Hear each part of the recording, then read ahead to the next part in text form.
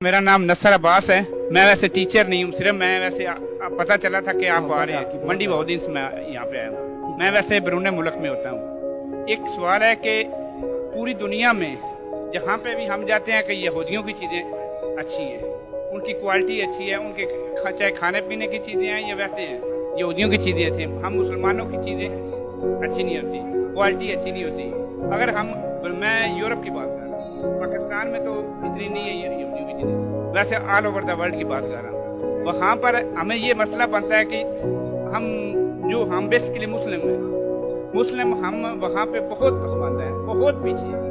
अगर कोई गलत काम कर रहा है तो वहाँ पे मुस्लिम ईसाई भी नहीं होगा, मुसलमान होगा भी। ये मसला फ़लस्तीन का तो बहुत दूर की बात है, कोई मुसलमान जाके इकट्ठा हो जाके स्ट्राइक करे या कोई वहाँ पे एहतजाज करे।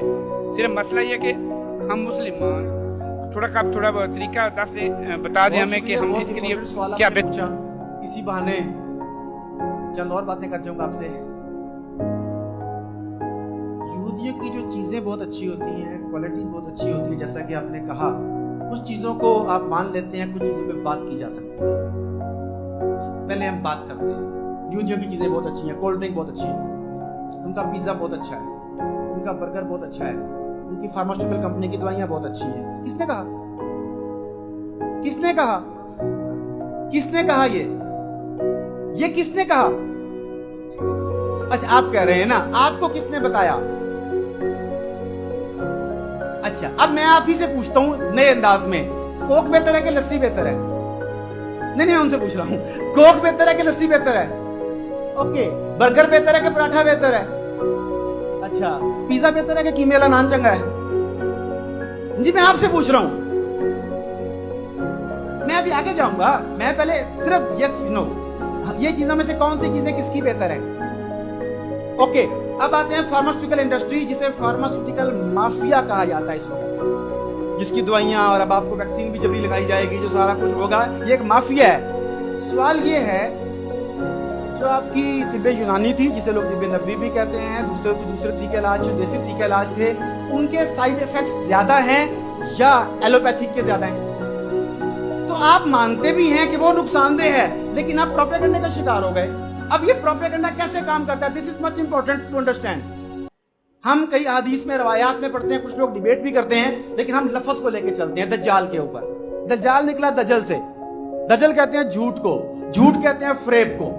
वो कहते हैं कोक खुली, खुशियां खुली। क्या ये दुरुस्त है बात?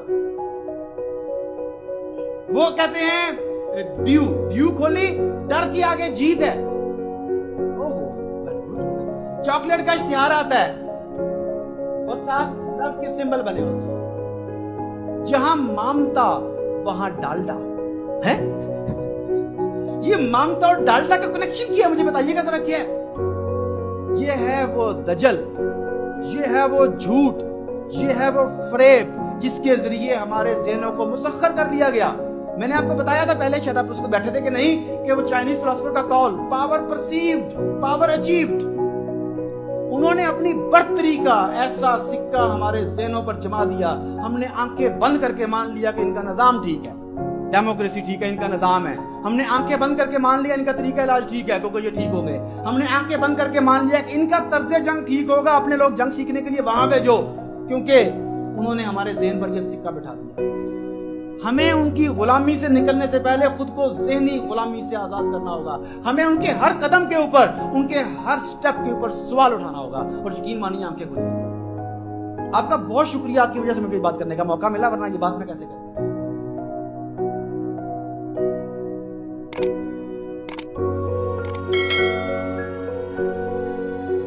you